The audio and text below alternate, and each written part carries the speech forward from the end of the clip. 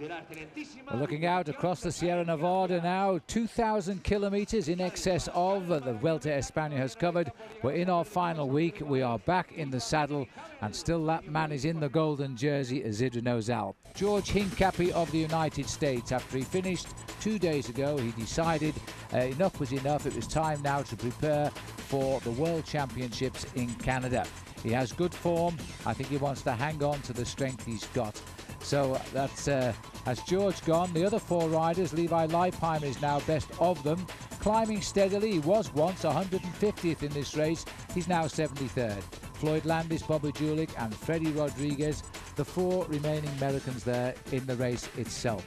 Right, let's have a look at the map itself and see where we're off to today. This, of course, is now stage 16 of the race, or stage 15, no, 16, as we go from Jaén to Sierra Nevada. It's a stage of just over 100 miles, but of course the big teeth is at the far end of the course. We've been over the Fuensanta climb already. Unai Echeverria outsprinted his namesake David Echeverria there, but there's only a small breakaway of two riders clear at the moment, Diaz and Taula, and the latest gap we're getting is around about 8 minutes, so they've really given them a run at the mountain. Now, this morning, with the loss of George Hincapie and indeed of Vladimiro Belli also gone, 163 of the riders remain of the 198, and the team's intact now, 6 of the 22, as we head off towards the last week of the race. There's the two non-starters just confirmed there. George Hincapie went home after the race ended 2 days ago, and Vladimiro Belli also called it a day as well. Bit surprised about the Lamprey rider dropping out. He was reasonably well up overall, top 40 place. And we're looking here at Roberto Heras, still has not found how to get rid of the golden jersey, sitting right behind him here.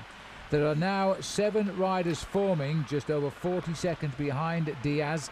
Sevilla, Mercado, Cardenas and Atienza has been joined now by Valverde, Del Olmo and Piepoli. And we could visibly see that Oscar Sevilla was waiting for the arrival of Alejandro Valverde, and he's now there. Well, you can see the reason he did that was because he was not very happy with the position of the orange jersey, the leader of the King of the Mountains, Felix Cardenas. And not only, I think you said earlier, Phil, Felix Cardenas, he's not only lost a couple of stages because he refused to work, I think he's also probably lost quite a few friends as well. And the one thing in the sport of professional cycling, and I think Bob will agree with me on this, is you cannot afford to make enemies, because it's quite easy to make a bloke lose a race.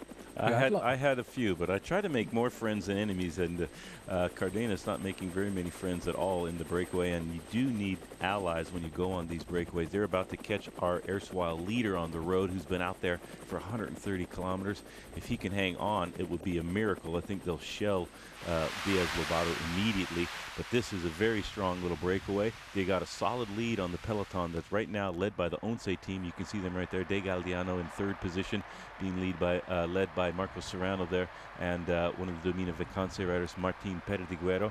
And we'll see Branko Rasmussen a little bit further down, and Luis Perez, and the gold jersey just tucked in there with Roberto Heras just a little ways down.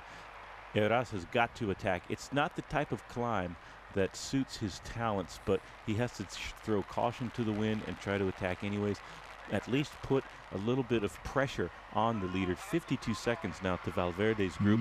They're just behind the breakaway, and the leader is, of course, Isidro Nozal. Heras has to do everything he can to put some pressure on Isidro Nozal, but so far it's all Once. They have 4 guys still in the front group, and that's quite an impressive accomplishment. Well, excuse me. Well, just thinking, Paul, that Valverde here now is currently climbing into 5th place over Mancebo, so there's got to be a counterattack coming from him soon. Well, in fact, he's also approaching the position, I think, of Manuel Beltran as well, because he's not too far behind him. So he's the guy making a good operation this afternoon. If they're not careful, he may well be the major surprise on this stage. And this man here is just thinking, I think, about getting this mountain stage behind him, because the leader, Isidro Nozal, was put in a spot of difficulty in the early part of the climb, but he never panicked. He had his teammates around him to pull him back into contact with men like Roberto Heras. The man who really sacrificed an awful lot earlier on was Manuel Beltran, because he set an unbelievable tempo and followed that up with lots of attacks from varying riders from so many different teams I thought that was going to be the end then for that leader, Isidro Nozal, as we come up here to 10 kilometers to go. And there is the lone leader, still surviving by not very much more than 15 seconds. And then it's a further 55 seconds back to the group of Isidro Nozal. A couple of kilometers to go, and around about 8 kilometers to go, it's when the gradient starts to kick in, and we might see a few more attacks coming if Roberto Heras has got the legs today. Well, obviously the first flurry of attacks did not work out the way Heras had planned. They're still riding alongside one another. So now he's going to probably wait and recover and hit them in the last 6 or 7 kilometers and just see what happens. There he is, licking his lips in anticipation, or perhaps he just needs a drink. But either way, so far this race has not gone the way of Roberto Heras, the winner of the race in the year 2000. He's in a group of about 20 riders here, and the one man around him is the golden jersey. He's got first and second. The one man gaining most here, number 98, Alejandro Valverde. There is the catch. So Pedro Diaz has come back now into a group making 8 riders, at least for the moment. Looks as though Diaz, Lobato, just has a little extra kick. He looks cool. Maybe he's been saving just a little bit to go with the front group when it came up. Well, now's his big chance. He certainly deserves something, because he's ridden very, very well today in that original breakaway of 14 riders, which escaped after 32 kilometers. Here we are now, just 10 or so kilometers from the finish, and he's still in the front group. It's going to get a lot more difficult quite shortly, though, because we come up to the steeper part of this climb. 52 seconds separating the front of the bike race from the group of the leader. And in fact, this move will be putting Valverde up towards a possibility of a 4th place finish in the Vuelta a España right now, because he started the day not too far behind Manuel Beltran. There is Beltran really digging deep and looking for all kinds of courage to stay in contact, because he's done a lot of work for his team leader here this afternoon. It's one of the last chances for Roberto Heras to try and dislodge the man in the golden jersey. Heras starting in 3rd place in the overall classification this afternoon, and he really has to do something special. It would be a good idea for him to try and leapfrog across to this group once he gets to the steeper part of the course. And there is Diaz, and he wasn't. He didn't have enough left in those legs to stay in contact with this group, which is being ripped to pieces by Oscar Sevilla. Well, we're just watching the clock tick through there at 9 kilometers, Bob. It's sad about Diaz, but this is a classic move now, and it's worked out according to plan for the riders on the Kelme squad. A very good tactical maneuver there by Sevilla to wait because of the non-cooperation by Cardenas. The rider there is Diaz Lobato being dropped from the breakaway. Long break, great for publicity for his squad, one of the smaller teams in the bike race. He's going to slide a long ways down the mountain, while our 7 guys in the front are really making a huge tempo, led by the Kelme tandem of Alejandro Valverde, who was able to catch up when Sevilla waited. Didn't want to cooperate without a teammate, towing Cardenas all the way to the line.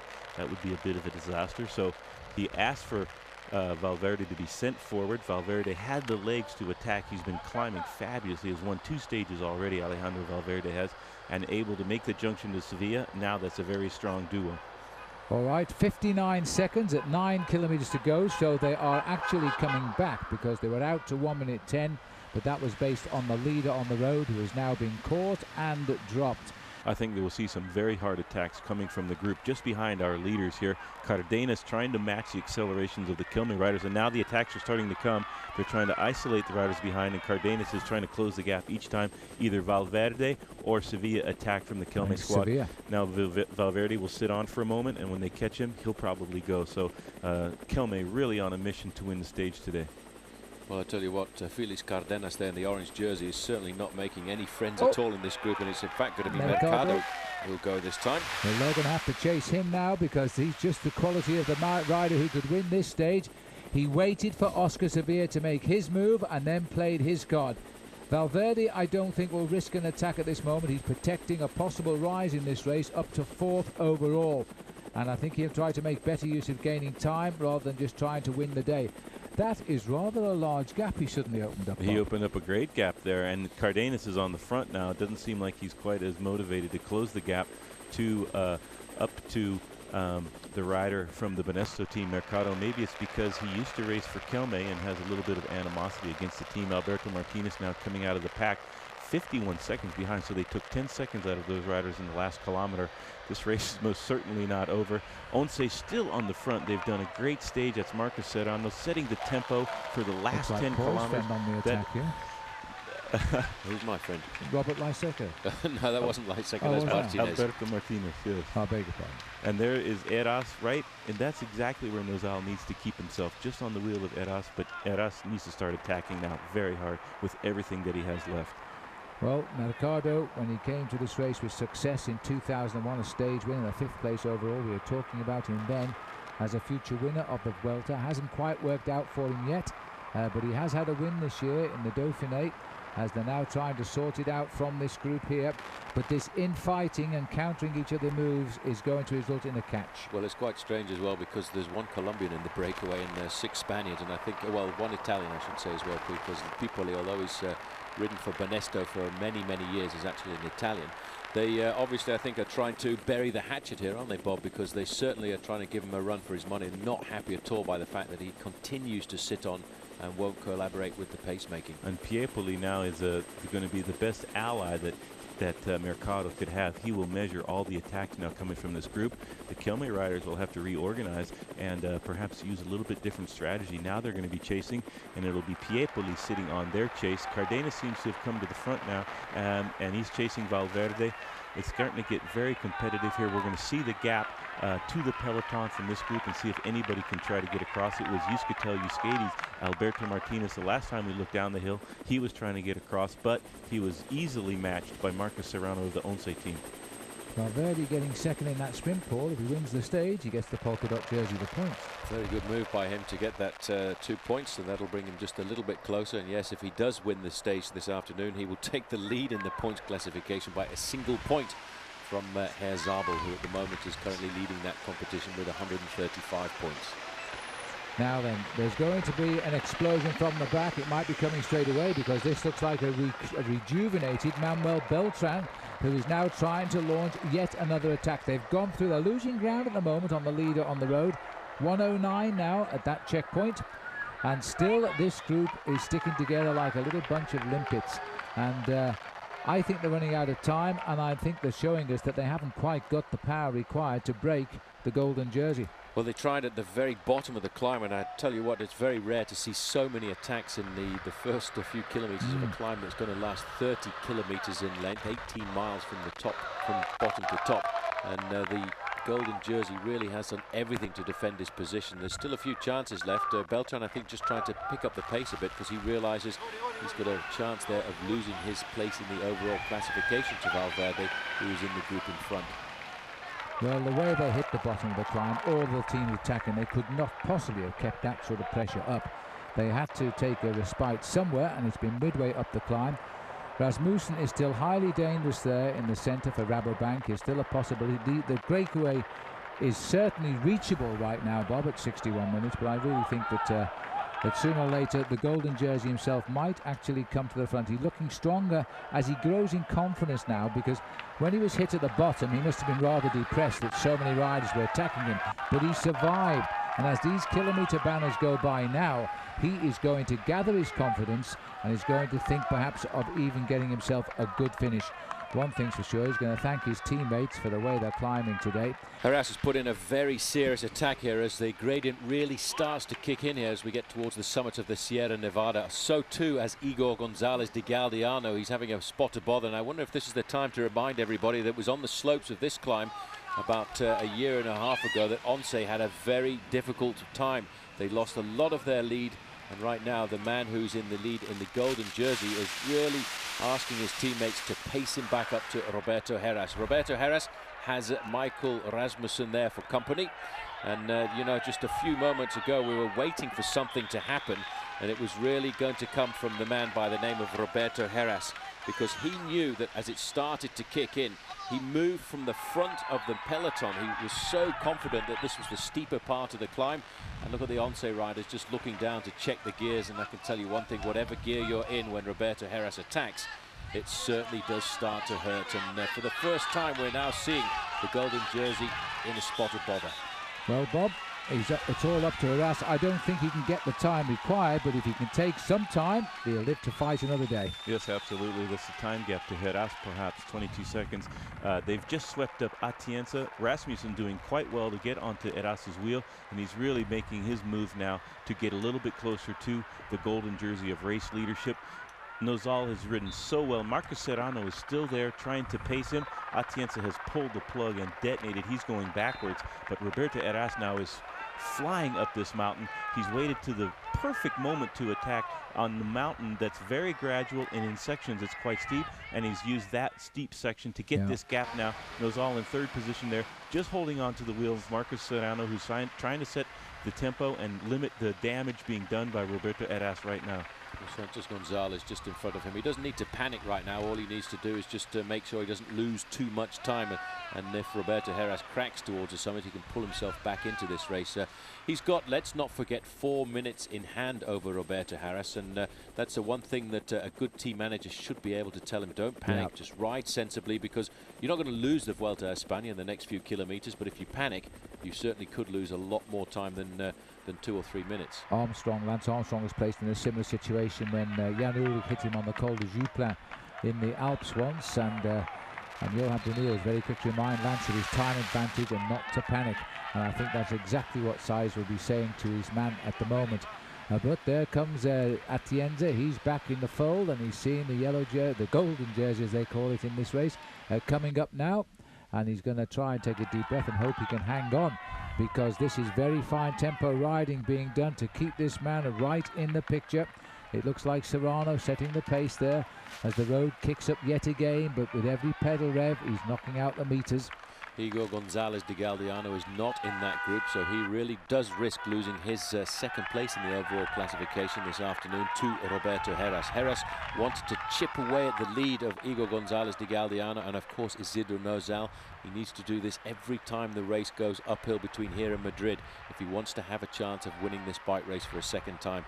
The time gaps that he's opening up here are not all that great, but if he can take another minute today, there's another mountain stage left to come, and then we've got an uphill mountain time trial. So this race really could go down to the final time trial just before the eve of the race into Madrid.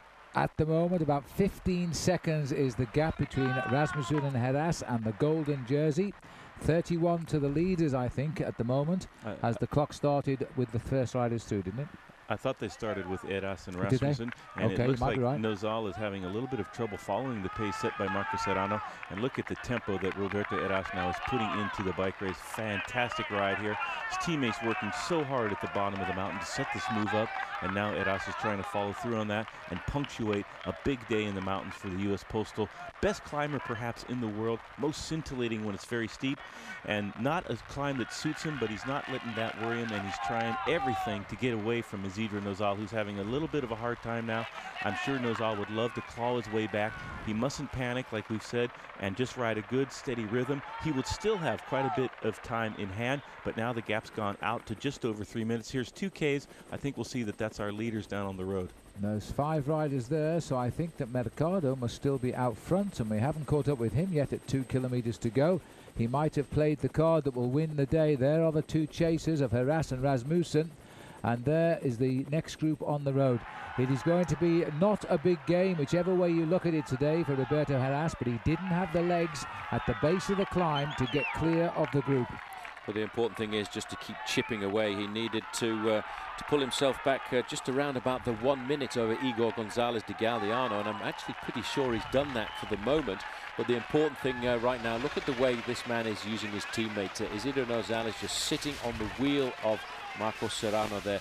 He will be pulling his body inside out right now. He's probably suffering more than he's ever suffered before in his life, because he realizes the challenges are coming right here. Look at Serrano trying to encourage him, trying to get the concentration back into his pedaling style. Well, sorry about the pictures, but up here at the heights, it's atmospherics obviously affecting the signal. We'll stay with it. The clock is working at least. There's Levi Leipheimer, about 37 seconds spread here as they go around the far bend. But as they continue towards the top, these are not the gains that Roberto Heras really did hope for today. They launched those savage attacks at the bottom, and for a while the golden jersey was up to it. The golden jersey followed as long as he could. Igor Gonzalez de Galdeano is in danger of losing his second place position. It looks like Cardenas now is trying to close the gap down to Mercado, who's just up in that cluster of cars, and it looks like Cardenas, the man sitting on the Kelme tandem, is saved just enough energy to try to close the gap, but I guarantee you that Valverde and Sevilla will be chasing desperately along with Piepoli to catch Felix Cardenas. He's come across that gap pretty smartest though, Bob, because just in front of that small group of motorbikes and a single car there, you can see Mercado. Cardenas is probably around about 10, 15 meters behind right now, but he's literally visibly going a lot quicker than the Spaniard who's led this bike race for the last 4 or 5 kilometers. Well, here we are now seeing Juan Miguel Mercado. Hasn't won a race since June when he won the 6th stage of the Dauphiné race in France. The clock is counting, 6 seconds, 5 seconds for Cardenas, who is now trying to latch on and stop the run of second places in the mountains. As we pull back though, the big chase is on, of course. These are the 4 riders left of the breakaway. None are affecting the golden jersey, although Valverde himself is going to tighten the grip in the top placings of the race. He's in that group. Here's the man who launched a scintillating attack lower down, and he's still in with a great chance. Now, he won the 5th stage of the Vuelta in September 2001, and he's never won a stage of this race since. Well, in fact, he's going to have a hard time winning here, because look at that return there coming from Cardenas, picking his way through the cars around the television motorbike there, and he's right onto the tail of Mercado. Cabeza de la Carrera, this is the front end of the bike race right now, and it's going to be a very passionate sprint between these 2 riders, and I think Felix Cardenas is going to prove that his tactics were correct, and he's looking at what he's been dreaming of for some time right now. Well, he's got to come through and do a little bit of work with Mercado. The Sevilla group will come back, and we've seen Valverde come out of nowhere to win stages. Now he's coming through. He's going to take the initiative, even attack now. Yep. He's going flat out to the finish. That's exactly what you need to do. If you want to win any stage of a bike race, you have to take the initiative, bull by the horns, and go flat out to the finish. Now, this finally is a good move by Felix Cardenas. Well, that was a great move. He came right up. In the end, he had to do it by himself. He had to leave the chasing group, catch the lone leader, could not allow Mercado to recover. He must hit him straight away, which he's done. So after playing the bridesmaid in the mountains throughout this tour, the king of the mountains will get maximum points at the top of this mountain today, and the stage win as well. He won the 10th stage of the Vuelta in the year 2000. Now he can add this one to his list.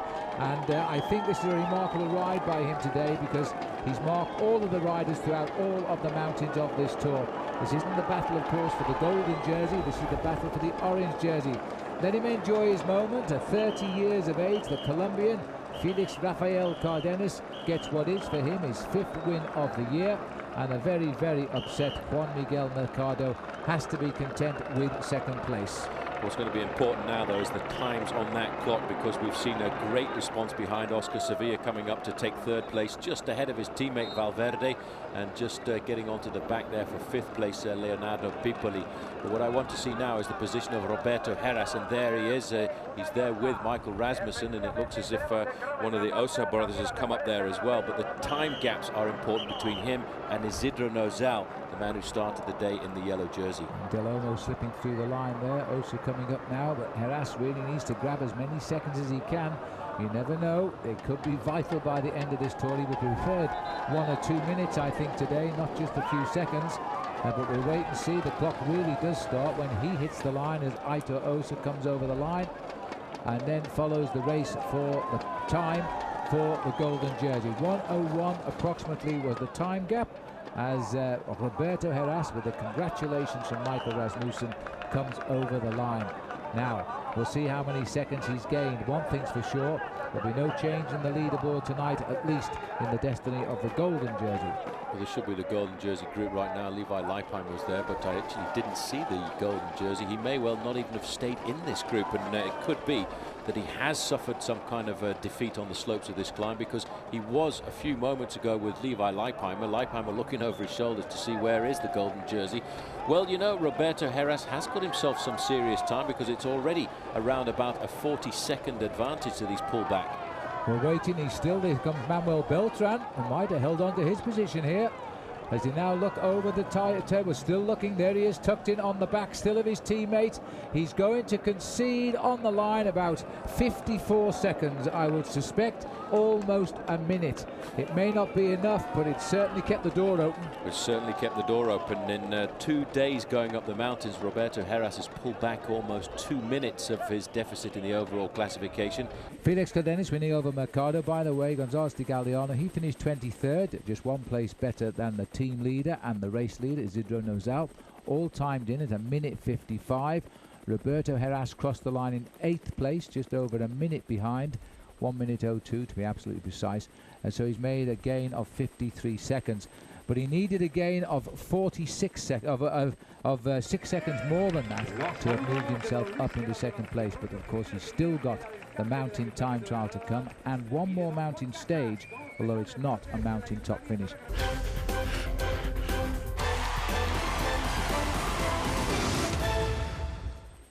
Yes, and with just 5 days left to go, and it's another beautiful day in Spain, they still haven't found how to dislodge Isidro Nozal from that golden jersey. He's hoping by the end of this day he'll have worn it for 14 consecutive days, and no one expected that. Another day of the Tour in beautiful summer-like conditions. This is now stage 17, 188 kilometers. The riders going off the Sierra Nevada, down to the start in Granada, and on to Cordoba. We saw David Miller attack. He is still alone, but the other two have been joined now by Oscar Sevilla and Michael Rasmussen. Surely, Bob, that is going to cause a reaction. Rasmussen in 7th place on GC right now. Once is going to really have to make a concerted effort now. He's still a ways away GC-wise on time, but this is a very dangerous breakaway. And Once is going to, they have all 4 men still in the front group on the front of the peloton right now, chasing so that Michael Rasmussen doesn't get any closer to the top position on GC. Here's David Miller right in the front of the bikers, and he is really flying up this road right now. So David Miller with a total of 22 wins in his career since he turned professional back in 1997. He's won the Maillot Jaune in the Tour de France. Don't forget this year he lost it by 0.08 of a second, despite the fact he probably conceded 10 seconds with an unshipped chain. And he's not got over that very quickly, I can tell you, as he's now stretched it out to almost 40 seconds. Well, that was a technical problem on that occasion. They should certainly have had a front changer on that front chain ring of his in the Tour de France, but that's not a problem this afternoon because he's got 2 chain rings on this bike and he's got a chain guide as well. He's coming up to the Flamme Rouge right now, the international sign for every bike rider, indicating that just 1,000 meters to go. And nobody's going to catch this man now. Well, he made his move probably 19 kilometers from the finish. At first he was with Mercado and Martinez, then he dropped them both, and now he's been alone ever since. A very, very good piece of descending. This is the icing on the cake for David Miller now, because it'll prove he has good legs, good form, as he looks forward to an attempt at winning his first ever World Time Trial title, following in the wheel tracks of the other great British time trialist, now retired, Chris Boardman. So he'll enjoy this last few moments. He's no stranger, as I said earlier, to winning road stages as well as time trial stages in the previous Vueltas. But you're only as good as your last win, Paul, and this is a special one for him. You're only as good as your last win. His last win was in Spain, but this is a lot better. And to win a road stage, in fact, he's won a road stage of the Vuelta before, I think, outsprinting Santiago Botera. But this one, look at the joy there. He's enjoying this, sitting up with about 500 meters to go. He knows he's got it in the bag, and he's saluting the crowd quite admirably. Well, he's no need to worry about time. He's lost far too much of that. He's thinking purely of the stage win. Good result for his team Cofidis, and a chance to enjoy the moment here as he comes in. This time in the Vuelta last year, I think he was already out of the race. He'd slung his bike away. But now a year makes a big difference as David Miller wins the stage. Look at that speed, 47.5 kilometers average speed for this stage of 188 kilometers here this afternoon. Now this is the next group coming in, the group of 4 riders who were caught in no man's land, and the main field is not too far behind. Well, Rasmussen looks as though he's going to give it a bit of a sprint here. He'll be challenged, I think, and it's Martinez is still there, but it's going to be a close run thing.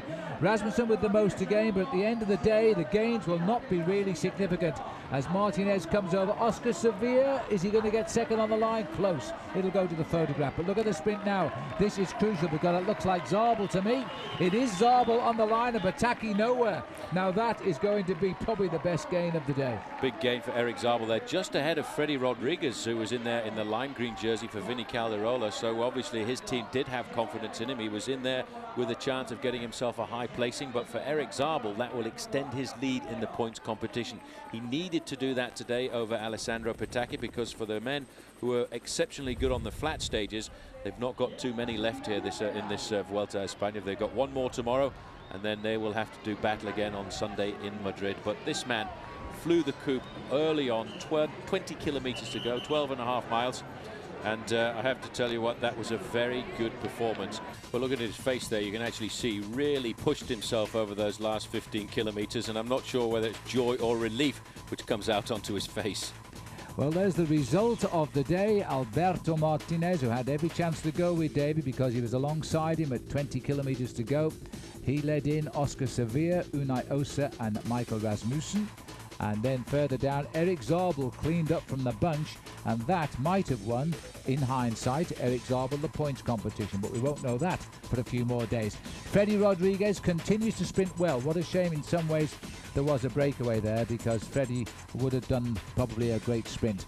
There's the presentation. Now, Bob, as we watch the presentation of Nozal, I did ask you, what on earth is the mascot on the left? And you said? That is the Bay of Biscay blue crab. It's indigenous, endangered, and it's also one of the few migratory crustaceans and the mascot of the sponsor of the Golden Jersey. Really? Well, I'm going to ask Paul Sherwin exactly what it really is in a moment, but that is Isidro Nozal, overall leader for 14 days now. No time difference to his teammate, nor to Roberto Heras, nor to Manuel Beltran or Valverde there at 5:20. Rasmussen will have gained just a few seconds on the sprint. He's still in 7th place. He's closing in ever so little on Francisco Mancebo. And the top 10 not changing today. Felix Cardenas there at 9:28, completing the top 10.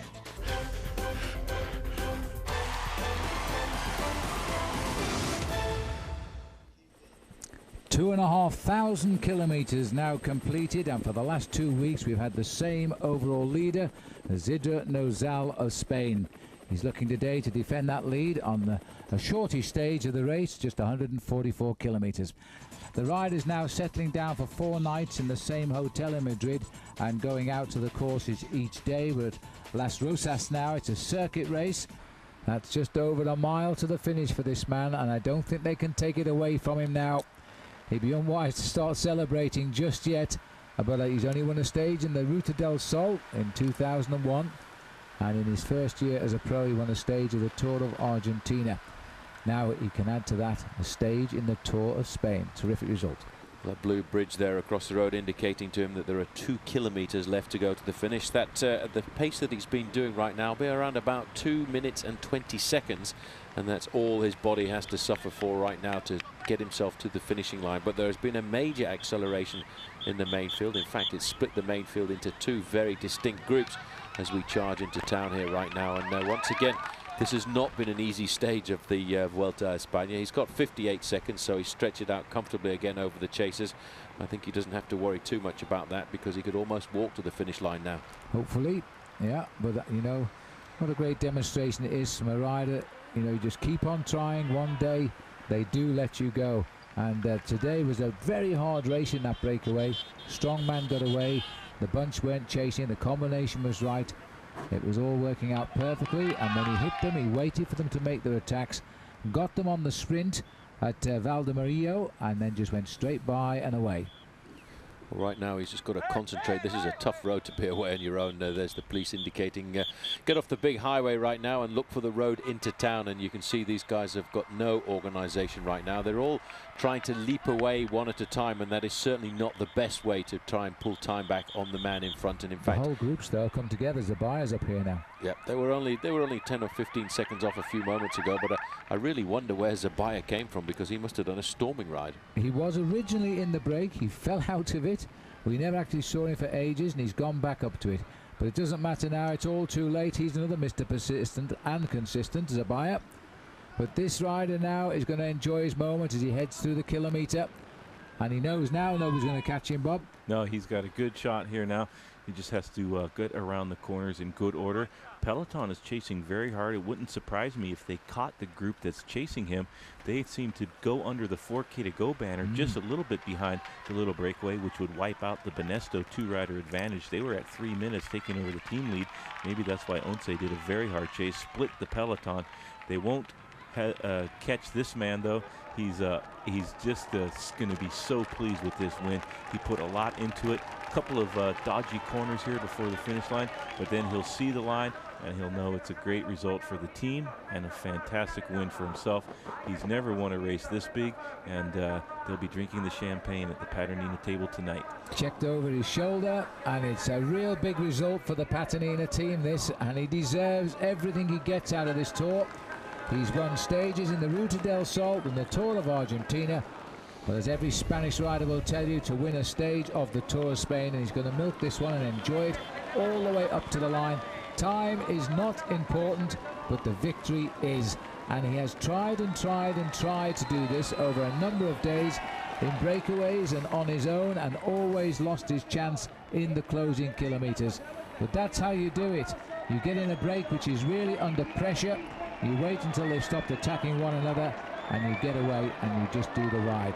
Clock starts now, but Pedro Diaz-Lobato is the stage winner of the 18th stage of the Tour of Spain.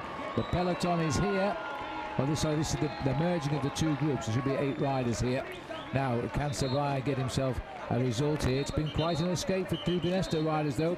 Arrieta, Garcia da Costa are both in this escape. Horace is trying to, but there will be a slight gain in the team race, but only slight, because the whole field is into that back straight now.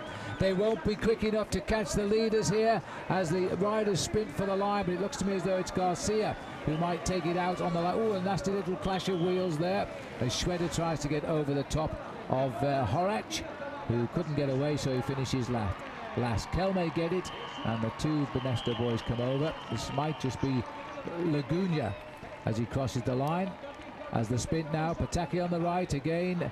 As they come up to the line, another, will there be any points for Erik Zabel? Now, it may have been, there was a crash there, but we'll see on the replay, but there was really a very strange antic from him as he came over the line. He thinks he's won the stage. I have a funny feeling the Kelme rider actually came up towards the end. He didn't realize that anybody was in front. We've seen this on a number of occasions in the past, and I think he thought he was going for the win there, and that's going to be rather upsetting. We've seen Pedro Diaz win his first stage of the Tour of Spain, while poor old Constantino Sabaya, he thought he'd won his first stage. This is him coming up to the line.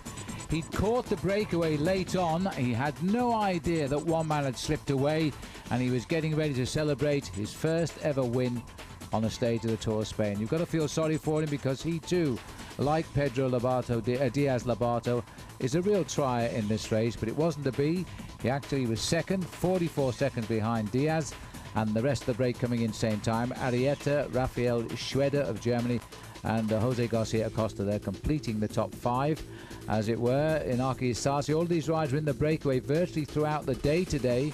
Laguna and Carlos Garcia. Zabel best of the rest in 10th, and a valuable few points there in the points competition, but not many gained, was it? Because Petacchi was right on his back wheel, but interestingly, Zabel again beating him in the sprint to the line there, with Fred Rodriguez in 12th place. Heras finishing 36, same time as the golden jersey. This is the scene on the finishing podium today. Pedro Diaz, his 3rd win of his career, and without doubt far and away his best win. So in effect, there's no change amongst the leaders. Might be tomorrow. We're back in the mountains as we look down there. Valverde still just a little bit behind Beltran, Mancebo, and propping them all up is Felix Cardenas at 9:28. So no change at all in the top 10 as we head towards the last weekend. 15 days in the golden jersey now for Isidro Nozal. He's got an awful lot of these trophies, plaques and flowers, but I'm sure he's sharing them with a very, very good and efficient Once team.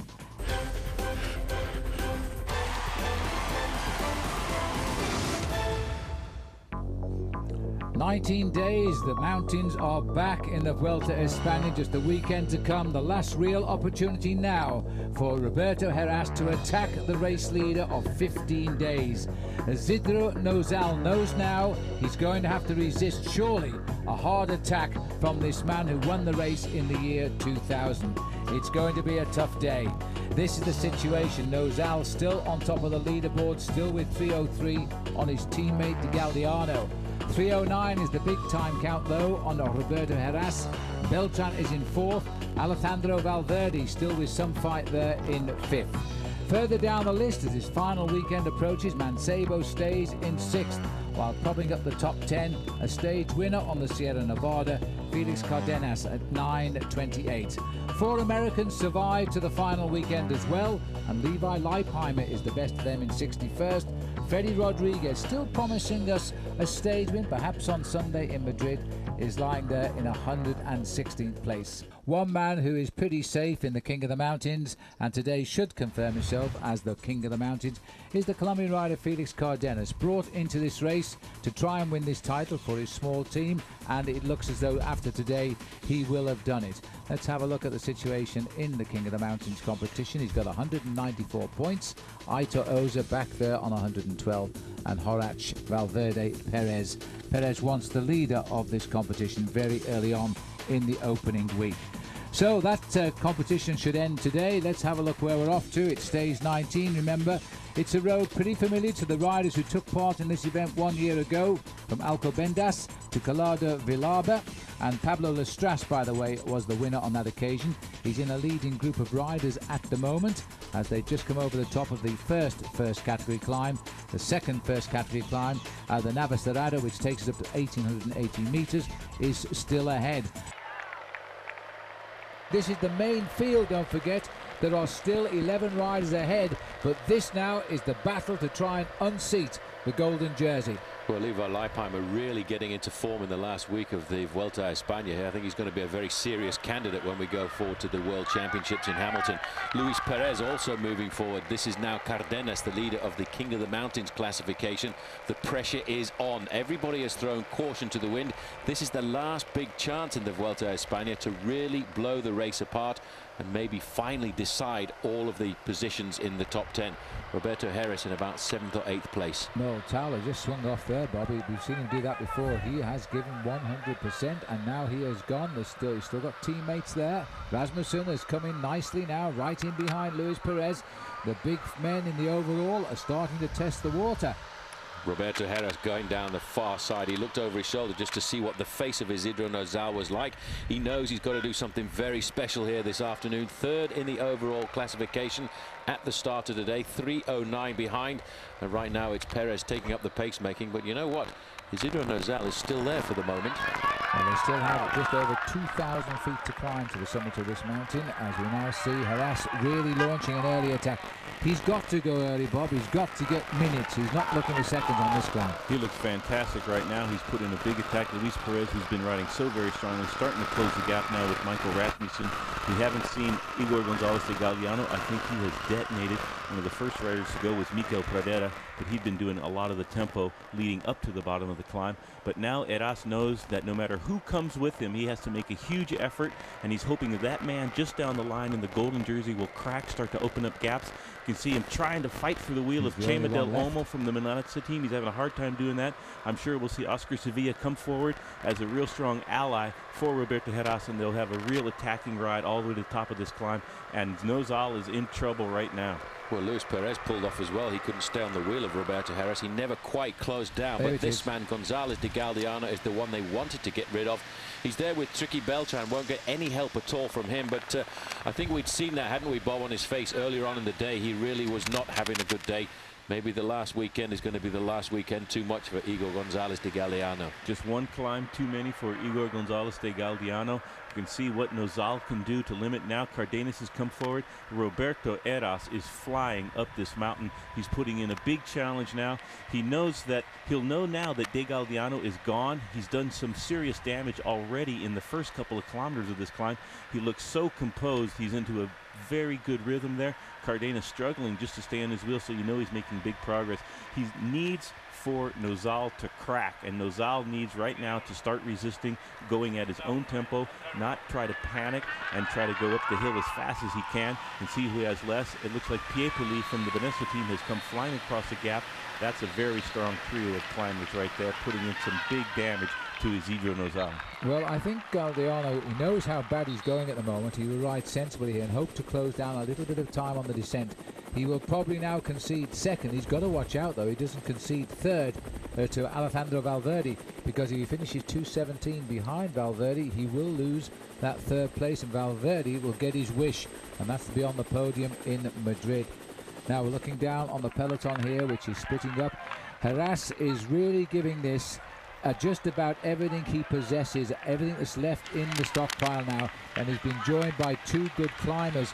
This is the leader here who's not panicking. He's got time in hand, and he knows this mountain isn't going to go on too long, so he will stay very sensible. There's Valverde in the blue jersey. Rasmussen is setting the pace, and I think, you know, he's just gonna, it's very, very important at this moment in time he doesn't go into the red zone by doing silly things. Well, he doesn't want to respond to the attacks of the climbers. This man is a little bit like a diesel engine. We've seen him ride superbly in the individual time trials, which indicates he can get up to speed and then ride at his own very good tempo, but he's not able to respond to the accelerations of men like Cardenas and Roberto Heras. They actually haven't opened up that much of an advantage right now, and they really need to start working together when they get to the steeper part of the climb. And look at that, there's a lot of work being done on the front. Looks like, in fact, it's Valverde in person who's stirring up the pacemaking. Well, you have to remember that this climb actually kicks rather nastily in the last 500 meters to the summit, and you can make good progress there as we continue to twist our way up the mountain. The last big first category climb of this year's Vuelta España, the last chance for Heras to get time over the golden jersey. Enough time to maybe finish him off tomorrow in the mountain time trial.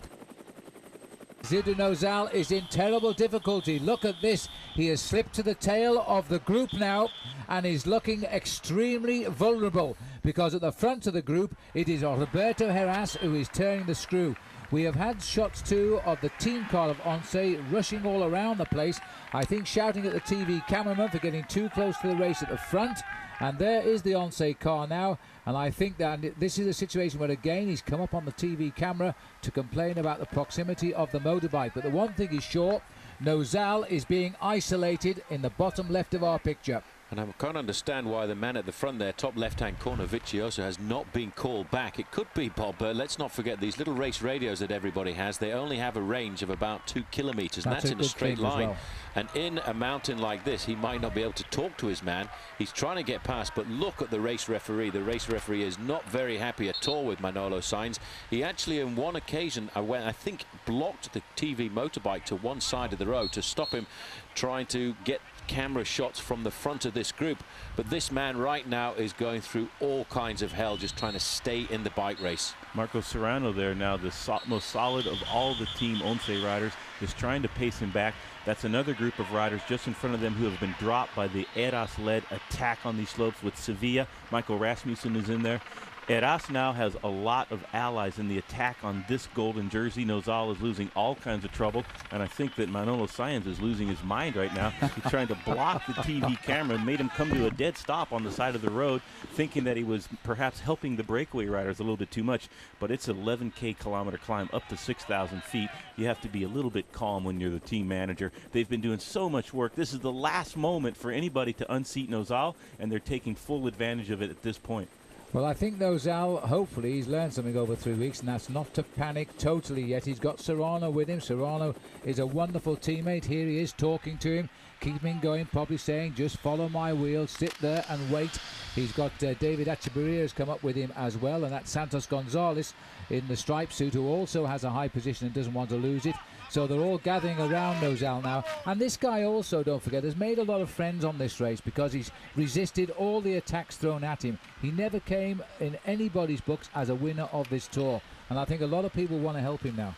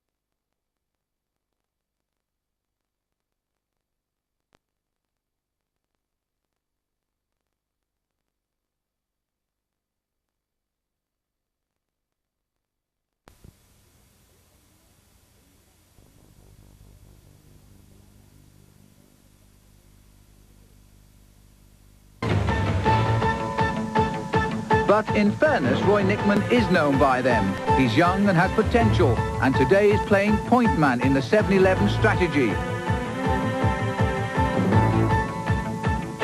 Roy's in a break, right? Yeah. Yeah, they got like 2 or 3 minutes. Yeah. I'm going to probably pass and go up there. If you're in the back before the cobbles, will you call me up so I can move up? Just like take it? Okay.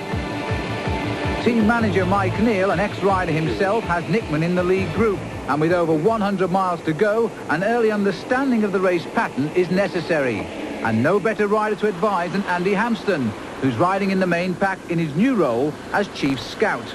Neal needs to evaluate the attack and the likely reaction here. Hey, dude.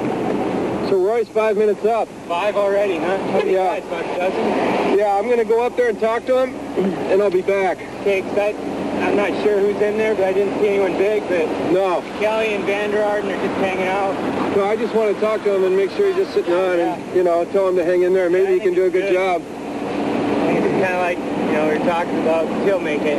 No, that's great. Now it'll be perfect. It's amazing how much time they have already. He'll be way past the first speed before they get up. No, he'll be fine. 2 miles ahead of the pack, but victory cannot be assured in this Queen of the Classics. Troisville is the gateway to the hell of the north. The worst roads in France, the 62 miles that have passed, have nothing on the 104 that are to come.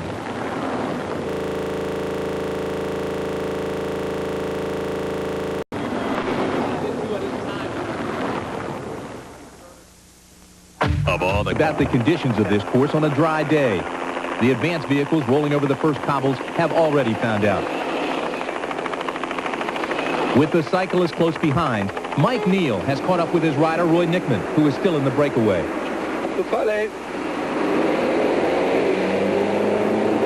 right.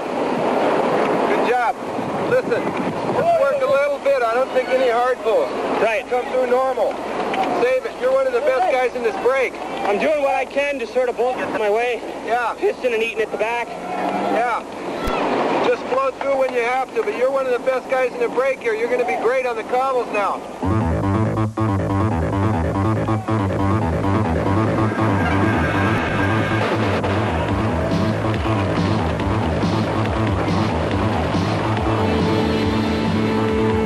The breakaway has entered the first cobblestones.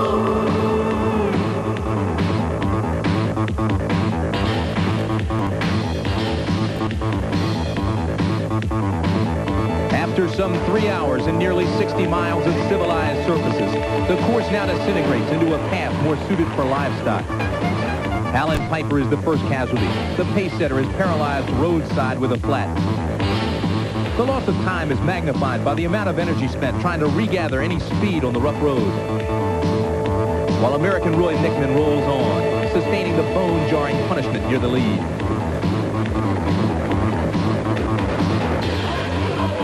As the pack arrives at the cobbles, the 107 remaining cyclists now must jockey for position. The roads become impossibly narrow, requiring the racers to ride in almost single file.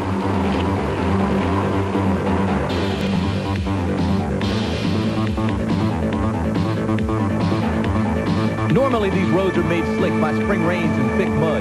However, the dryness has caused new concerns.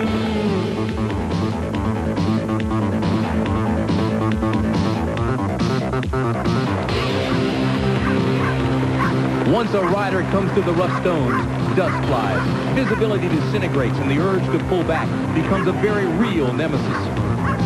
Especially since the breakaway speeds on. As dust settles, you begin to see the casualties strewn along the roadside. American Doug Shapiro illustrates the sacrificing role of the Dome Mystique by giving his wheel to a teammate who is designated to go on with the chase group. He's not the only one stuck without a wheel.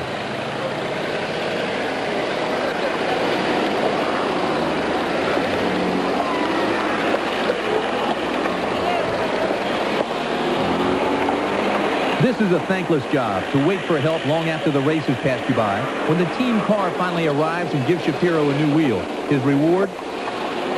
To continue until he's needed again when the next teammate breaks down. By the time the riders have reached the town of Salem, 22 athletes have called it quits. More are about to do so. The feed station is the traditional spot for riders to abandon. Most never intended to go past this point. Among them, Andy Hampson, who said prior to the start that Salem would be his final destination. He'll be joined by other 7-Eleven teammates, including Doug Shapiro. I just helped Dog in the beginning, and then somebody got a flat, gave my wheel, got dusty. It got really dusty. I couldn't, it was so dusty, you couldn't even see where you're going at all. So much fun. My lungs sound so good too, eh?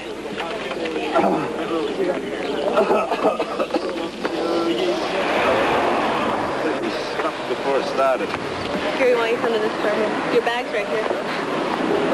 I was having trouble turning potatoes. For these riders, 2 sections of the cobbles were more than enough. Team called it a day behind. Roy Nickman leads the Great Escape, perhaps the greatest seen in this race for over 2 decades. Behind the pack, searching for a leader, meander lost through the villages of France. Thomas Wegmuller came here to help pave the way for teammate Sean Kelly, but is now blazing his own trail. This group of opportunists are still building their lead at a time when the pack should be reeling them in. Without a leader either, the front group are surviving better than could ever have been imagined.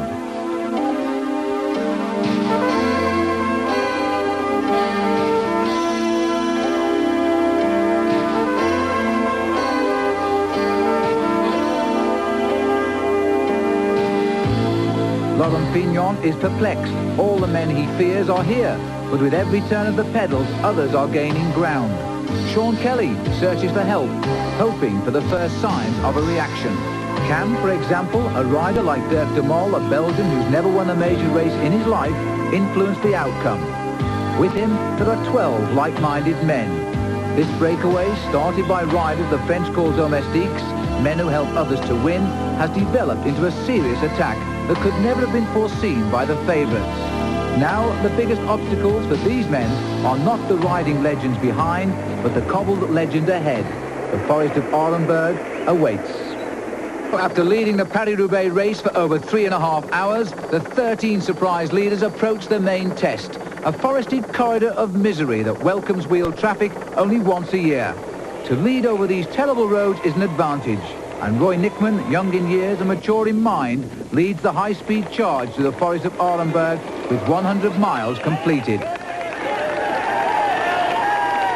The speed has been constantly high, and with the cobbles making steering difficult, the dangers are all too obvious. Less than a mile into the Forest of Pain, Nickman becomes a casualty. The banging and bouncing have caused him to blow out, and a cruel piece of luck, so typical of this race, is again shaping the outcome. Nickman is left on the roadside, waiting for a tyre, while the brake speeds away. Dancing to a tune that few in this group have ever heard before, Alan Piper continues to pull the leaders along. The Arenberg Trench has again begun to play its part in the race to Roubaix.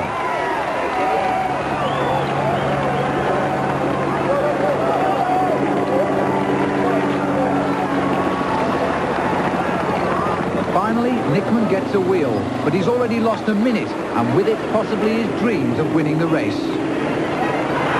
Up front, the end of the 2-mile